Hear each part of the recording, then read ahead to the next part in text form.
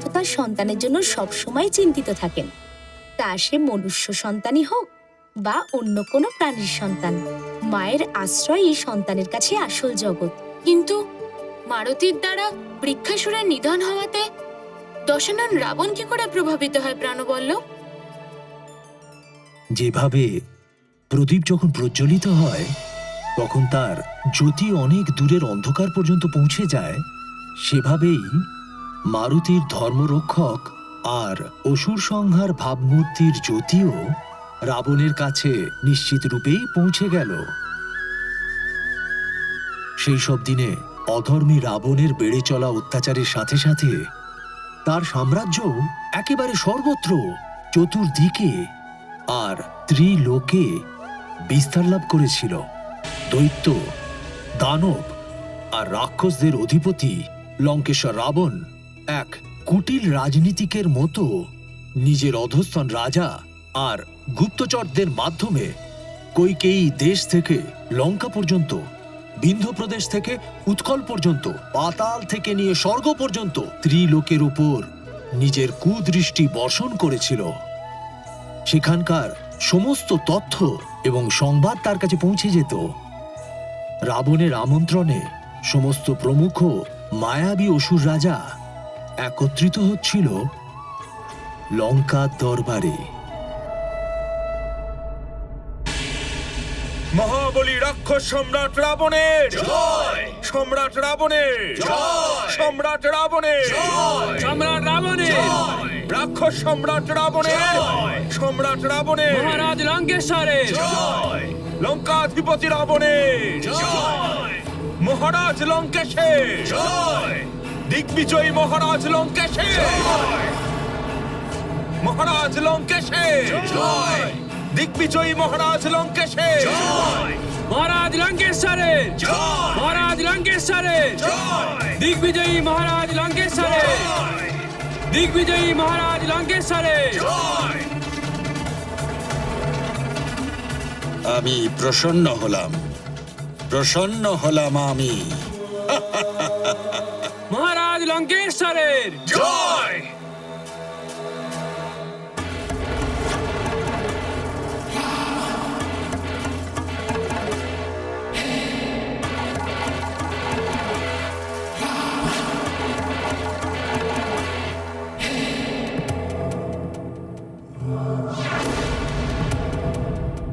তিন ব্রহ্ম আছেন এই ব্রহ্মাণ্ডে।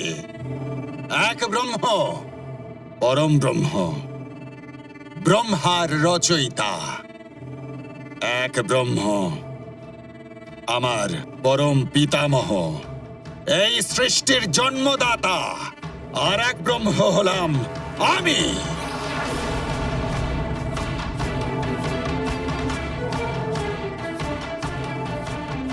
এই সম্পূর্ণ সৃষ্টির বিনাশক, অসুর কুলের ধারক,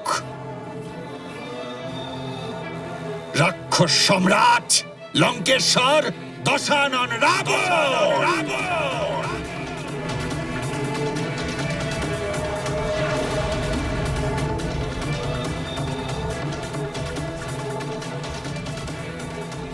যে করেছিল 10 সহস্র বর্ষ তপস্যা, ঘোর তপস্যা, এবং লাভ করেছিল স্বয়ং ব্রহ্মার থেকে, যক্ষ, নাগ, গরুর এবং দেবতাদের থেকে মৃত্যুবরণ না করার বরদান। অদ্ভুত বরদান। আমি স্বয়ং ব্রহ্ম। লঙ্কাধিপতি রাবণের জয়! দিগ্বিজয়ী মহারাজ লঙ্কেশের জয়! রাক্ষস সম্রাট রাবণের জয়!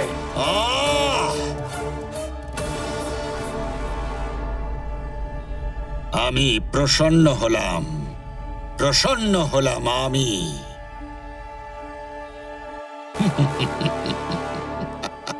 তোমাদের সকলের অহংকার আর গর্ব ভরা মুখগুলো দেখে এটা আমি বুঝতে পারছি যে তোমরা সকলে নিজেদের কাজ যথাযথভাবে করছো। এই সংসারে তোমাদের সকলের প্রচেষ্টায় আমার সংস্কৃতির অনুকূল ব্যভিচার, পাপাচার আর দুরাচারের সাম্রাজ্য বিস্তার লাভ করছে। এবার আমাকে স্বর্গ, পৃথিবী আর পাতালের নতুন নতুন বার্তা শোনাও। আমি বলছি মহারাজ, আমি বলছি মহারাজ, আমি বলছি মহারাজ।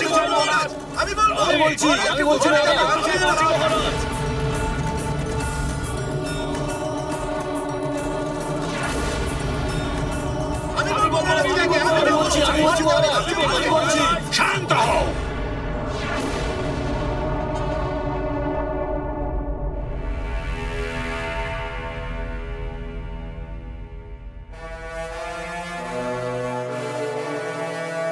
বাহু অবগোড়, তুমি সর্বদা নতুন বার্তা সংগ্রহ করে আনো। তুমি প্রথম বলো যে তোমার ক্ষেত্রে কি ঘটছে।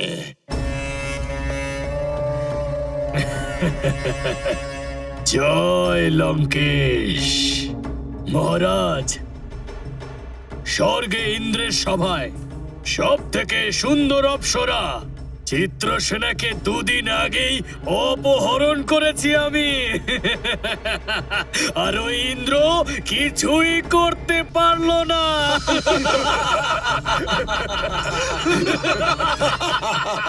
আমি প্রসন্ন হলাম, প্রসন্ন হলাম আমি।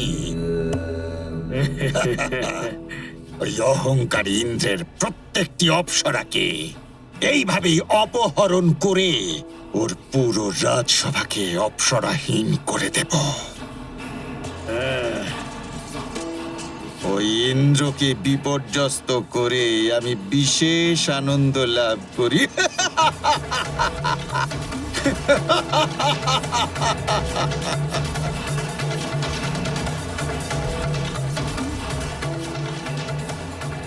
মায়াবী,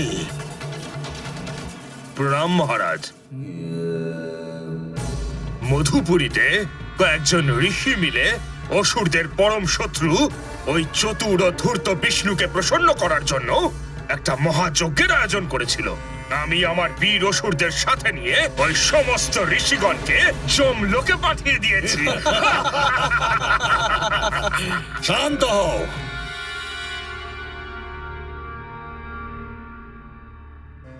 মায়াবী, তুমি সঠিক কার্য করেছ, কিন্তু দশানন এইটুকুতেই সন্তুষ্ট হয় না। হ্যাঁ মহারাজ। আমি আরো যাগ যজ্ঞ বিনষ্ট হতে, আরো ঋষি নিধন হতে দেখতে চাই। বুঝেছ? যথাজ্ঞা মহারাজ।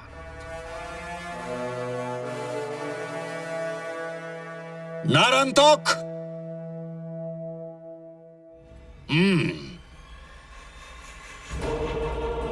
জয় লঙ্কেশ। আমি আপনার জন্য এই খবর এনেছি। অযোধ্যার মহারাজ দশরথের একসাথে 4 জন পুত্র সন্তান প্রাপ্তি হয়েছে। সব থেকে ছোট পুত্রের নাম শত্রুঘ্ন, তার থেকে বড় লক্ষণ, তার থেকে বড় ভরত, আর সব থেকে বড় পুত্রের নাম রাম। নারান্তক, আমি তোমাকে কতবার বলবো যে আমি এই তুচ্ছ মনুষ্যদের সংবাদে এতটুকু আগ্রহী নই। বুঝেছ? শ্রীরামের নাম শ্রবণ সকলের ভাগ্যে থাকে না। এটা সেই মন্ত্র যা শ্রবণ করা মাত্রই সমস্ত পাপ মুছে যায়। রাবণের কানে যদি এই মন্ত্র যেত, তাহলে তার সাথে ওখানে বসে থাকা অন্যান্য অসুরদেরও অর্ধেক পাপ তখনই স্খলন হয়ে যেত। নিশ্চয়ই।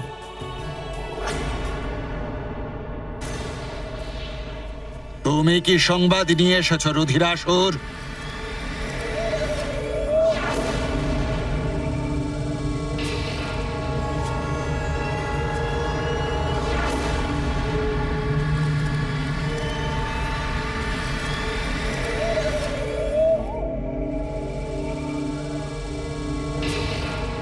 তুমি স্বয়ং বলবে নাকি তোমার ওই জিভ টেনে আমি শ্রবণ করব?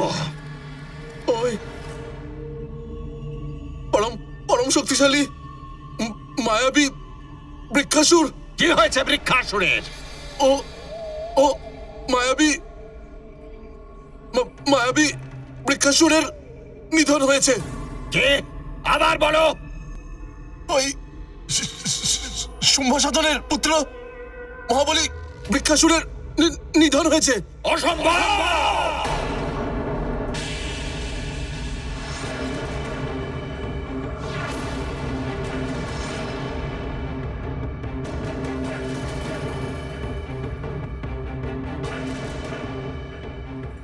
শম্ভ সাধনের পুত্র বৃক্ষাসুরের মৃত্যু? অসম্ভব, অসম্ভব, অসম্ভব! এটা ও মহামায়াবী, মহাশক্তিশালীও।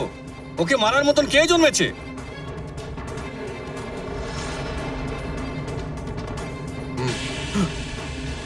যে এই দুঃসাহস দেখিয়েছে, মহাদেবের শপথ নিয়ে বলছি, তার বিনাশ নিকটেই। আমি তাকে আমার নিজের হাতে হত্যা করব। এক নির্মম মৃত্যু, মৃত্যু, মৃত্যু।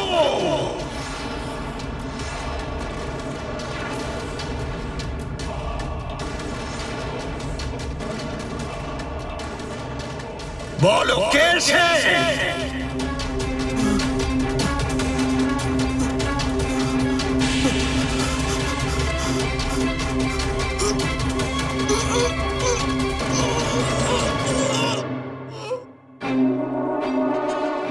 বলো, বলো কে সে? বানর।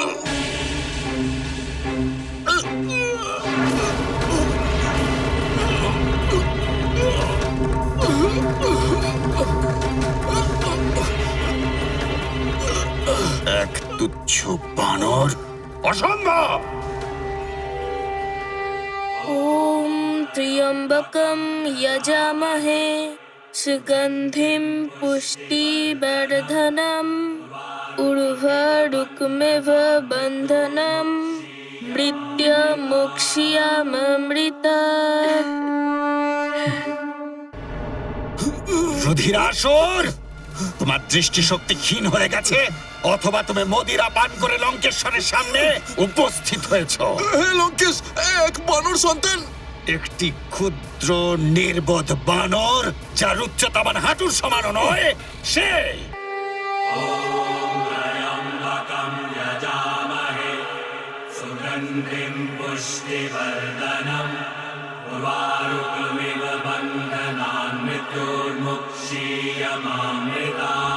ॐ त्र्यम्बकं यजामहे सुगन्धिं पुष्टिवर्धनम् उर्वारुकमिव बन्धनं मृत्युमुक्ष्याममृतात्।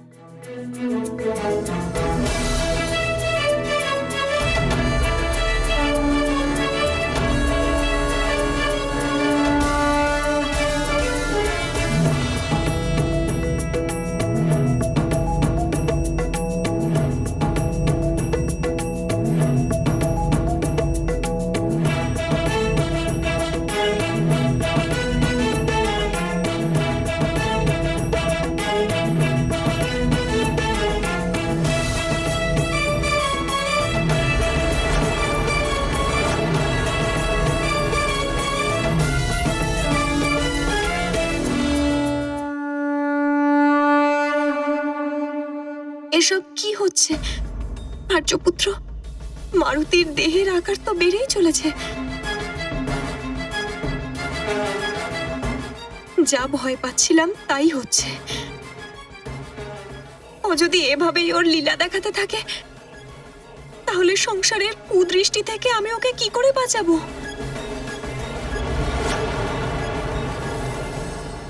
সে বৃক্ষাসুরের মতো মহামায়াবী মহাশক্তিশালী দৈত্যকে হত্যা করলো। হে লঙ্কেশ, এক বানর সন্তান। ক্ষমা করবেন দশানন, এরকমটা হতেই পারে। মায়াবী, তুমিও তো দেখছি বুদ্ধিভ্রষ্ট হয়েছ। বৃক্ষাসুর কতটা শক্তিশালী তুমি জানো না? ওর প্রাণ একমাত্র আমি ছাড়া আর কেউ নিতে পারবে না। নিতে পারে লঙ্কেশ, ওই বানরের সাথে আসলে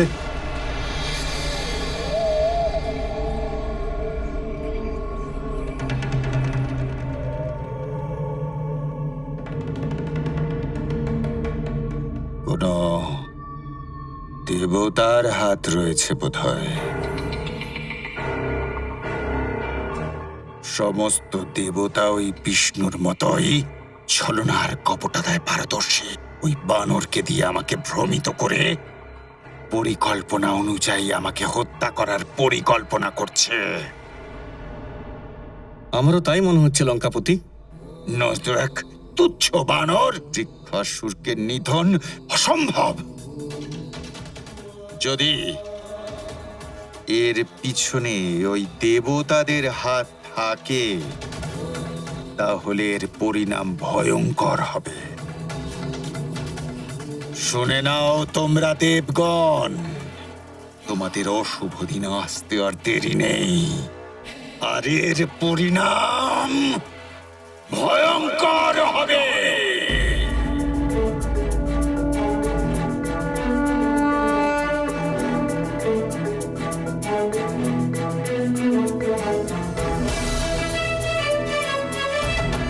মহারানী দাঁড়ান।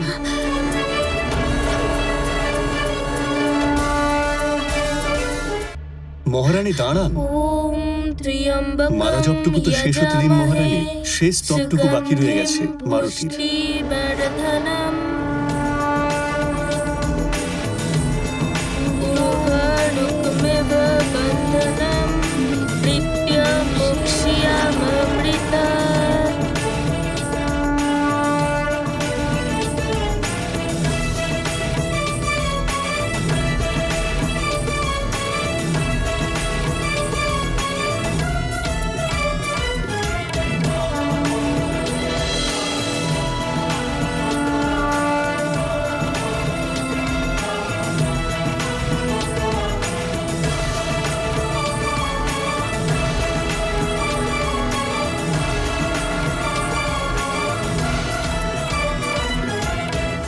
ব্যাস, যথেষ্ট হয়েছে।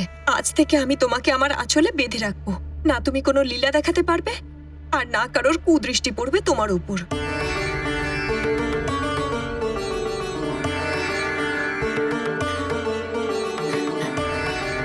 চলো পুত্র, শীঘ্র চলো। অঞ্জনা, তুমি এটা কি করছো? এটা হয়তো আমার ভাগ্যের বিড়ম্ব নাই।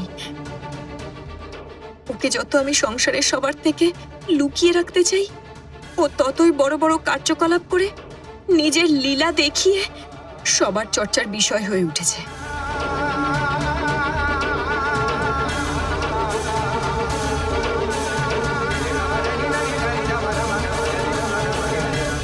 আসল সত্যটা কি সেটা জানার জন্য একজনের যাওয়াটা উচিত।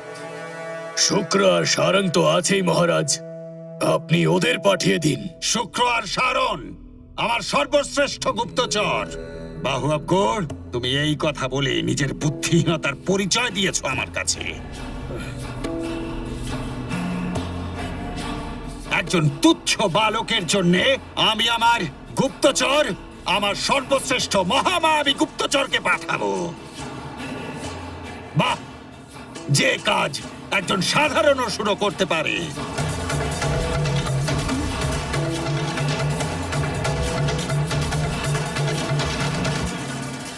যদি অতিবলকে এই কাজের জন্যে ওই হলো উচিত পাত্র। অতিবল,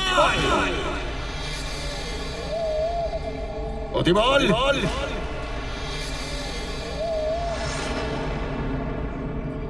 অতিবল।